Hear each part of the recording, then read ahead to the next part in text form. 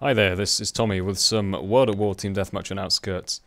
Some of you have been following my channel for a while may have noticed that pretty much all of my World at War gameplays, or at least a large percentage of them, are on maps with tanks on them, and that's kind of funny because I never actually used the tanks myself. I don't think I've ever used one in the gameplay.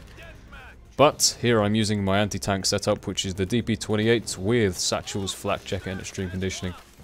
And the reason I think that tank maps are good for me is because not because I particularly like them, they're not particularly that great. I mean, Outskirts is decent, but I'd say it's more the fact because people are so predictable on these maps. You know for a fact that someone's immediately going to rush to those tanks. Whether you like it or not, they're going to do it. Even this tank on the right here, I knew there'd be some guy in there, which is why I immediately put up my satchels.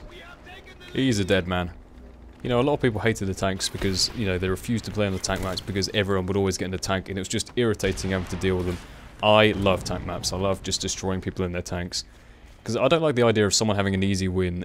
Having said that, there is one guy in this game who actually goes flawless just from staying in a tank the whole time. But that guy aside, I try my hardest just to piss off these people in the tanks. It normally works out.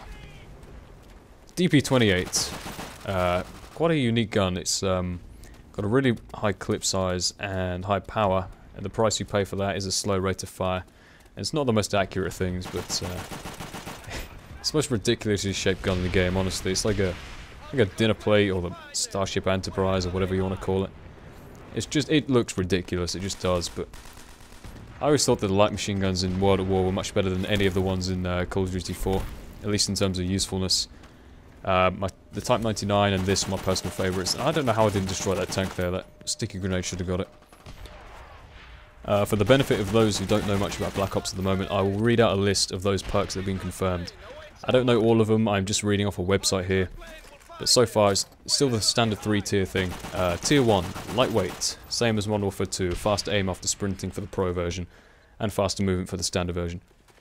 Scavenger, resupply from dead bodies, extra magazines. You actually purchase the Pro version with your points, so it's like 2,000 COD points or whatever it is for the Scavenger Pro. I don't think it resupplies grenade launchers or claymores or all that kind of stuff, just bullets, I guess. Ghost, which is kind of like UAV jammer or camouflage or whatever. Undetectable by spy planes and blackbirds, whatever a blackbird is. And that you get the standard no red crosshair or name, you know, from Modern Warfare 2. Hardline, kill streaks 1 kill early. And the Pro version is a little bit iffy, I'm not too sure about this one. Get a second chance on the result of care packages. Care packages never been something I've been too happy with in the first place. So why they give you a second chance, I'm not exactly sure. I think it would just lead to people just spamming care packages the whole time. But I don't know. I'm not exactly sure of the percentages on care packages. Maybe they lowered them down a bit to make it like less likely that you get a random box of dogs or something. Finally, we have Flak Jacket and Flak Jacket Pro, obviously. That will be my perk of choice, honestly. I'm using it this game. It is a great perk. It was actually one of the only perks in the World of War which I think was balanced. And by balanced, I mean not shit. Fireproof. There's a good example. But this actually does have fireproof built into it as the Pro version. Now, why is fireproof useful in this and not in World at War? Because actually there are flamethrowers in use. Instead of just the standard flamethrower you get in World at War where it was a perk 1 and you switched to it, it wasn't very common at all. But in Black Ops, flamethrower is an attachment on your gun. I can see a lot of people using that, even if it's not very useful, just for the novelty value of it. So I think that could be pretty useful. And the extra explosive resistance, obviously, for the first part. Tier 2, hardened. Extra bullet penetration for the first one, which is deep impact, or FMJ if you like. Pro version, I'm not exactly sure. It doesn't say on this website. A lot of people are speculating that it will be stopping power. I seriously doubt it. I don't think they'd risk putting that in. A lot of people would get angry at that kind of thing.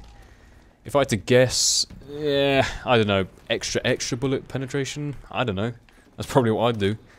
Anyways, next one. Scout, which is basically a sniper-only perk. Standard version is hold breath for longer, so iron lungs, basically. And the Pro version is reduce weapon sway while you're aiming down the sight. Now, I don't see why you would be aiming down the scope of a sniper unless you're, you know, holding your breath. In which case, why would you care about idle sway if you're holding your breath? And Scout, by the way, can't have any use for other weapons except sniper rifles, so let's say you run out of ammo with your sniper, you're stuck with a useless perk, so yeah, not too sure about that one. It's a nice idea though. Steady aim, same as always, extra accuracy when shooting from the hip. No information on the Pro version yet. Sleight of hand, same as Modern Warfare 2. However, the aim down sight thing doesn't work for sniper rifles, interestingly, so it works for everything else but not snipers. Pretty interesting choice they've chosen to do that. Warlord, same as Bling, exactly the same as Bling from what I can understand. And like I said, there are a multitude of attachments available in this game, such as the flamethrower, and you can customize it with red dot sight and stuff. So you can have some kind of comical smiley face as your, you know, iron sight or whatever. I love the eggs guy from Land Before Time. Anyways, let's not get into that. Tier 3. Marathon. Longer sprint, obviously. Not infinite sprint, might I add. It's like a longer version of extreme conditioning from what I understand. Pro version has the Commando Pro, which is no falling damage, which I think is a very good choice. I'm glad they did that. The climbing over thing, yeah, I think they could implement that somewhere, because that was a really interesting idea from Modern Warfare 2. But the no falling damage, yeah, fine, whatever. Ninja. Now, this is interesting because a lot of people wanted to combine Ninja and Marathon, but obviously you can't if they're both in Tier 3. The standard is move silently, which so it's kind of swapped them around. So the standard is move silently, and the pro version is, you know, not being detected by motion sensors and camera spikes. Wonder why they did that. I guess a lot of people did Ninja Pro purely for the dead silence version of it, so I guess it makes sense to swap them around. Second chance. Again, we've covered this before. A lot of people not happy about it. I honestly don't care. I think it's the same as World at War, where you can revive them. Hacker. Hacker is a new perk completely. Detect enemy equipment, explosives, well, that's the same as Bomb Squad or Sit Rep. But the pro version is very interesting because it allows you to booby trap enemy care packages and actually turn enemy kill streaks against them and equipment. That will be very popular, definitely for me, certainly for a lot of people I imagine. Finally, Tactical Mask. Now, Tactical Mask, for those who didn't play World at War, there are two perks called Gas Mask and Shades, which were almost as bad as the infamous Fireproof and Eavesdrop. And Flash and Concussion Grenades are the names of the special grenades in this. I'm assuming they're better. That's just a guess, but I'd make them better if I was them. But it basically reduces the effect of them. I would say make them immune, but it just says reduce the effect, so maybe it doesn't make you immune.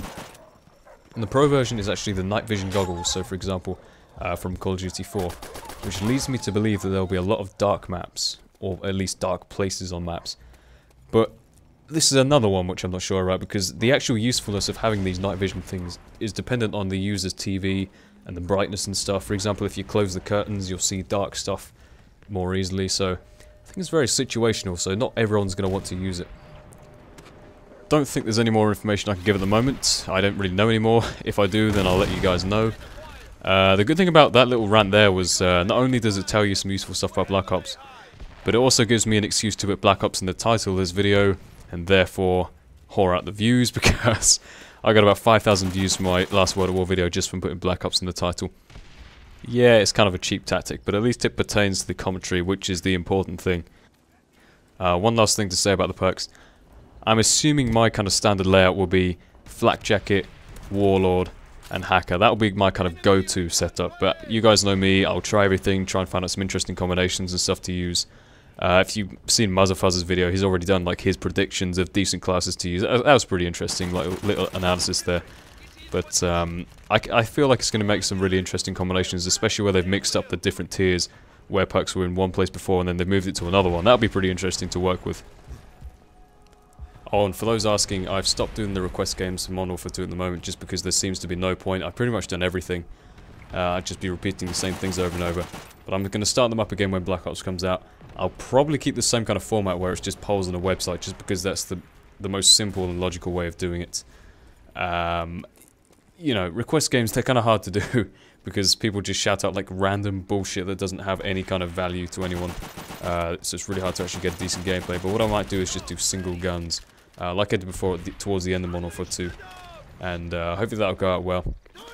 And by the way, on the note of that, that's the kind of thing I updated on my channel page, if anyone saw it. So if you want to go check out all the new info on there, there's some FAQs and stuff on there that people keep asking me. You know, basic stuff like, you know, what button layout do you use, what do you use to record your commentaries and stuff. That's all on my channel page there if you want to go see. Oh, and before the game ends, this will be the last World at War gameplay until I get my internet sorted. I do have the game with me, but this is the last one left on my hard drive, so no more World at War for a while, I'm sorry. But there's one more Call of Duty 4 gameplay on my hard drive and also a few Modern Warfare 2, so if you have any preference, just let me know before the next one comes out and I'll see what I can do. One Battlefield Bad Company 2 gameplay, it's using a shotgun medic kit. It will require a lot of editing out. I was going to send it to Machinima, but I keep getting too lazy with the editing, and in terms of commentating, I wouldn't know what to say in it, because just like with Halo, as I mentioned, it's one of those games that I could play and enjoy, but not know how to talk about it. Like Call of Duty, I know the mechanics and stuff, so it's easy enough to talk about. But this, I don't know, I'd just be saying what I see, like the really obvious stuff. Look, I'm going along and I'm shooting a guy, oh, and I go over and revive this guy. There's not really much to be gained from that kind of commentary. I don't think people would want to hear it. But final score is 42-4. Thank you, please rate if you enjoyed, and goodbye.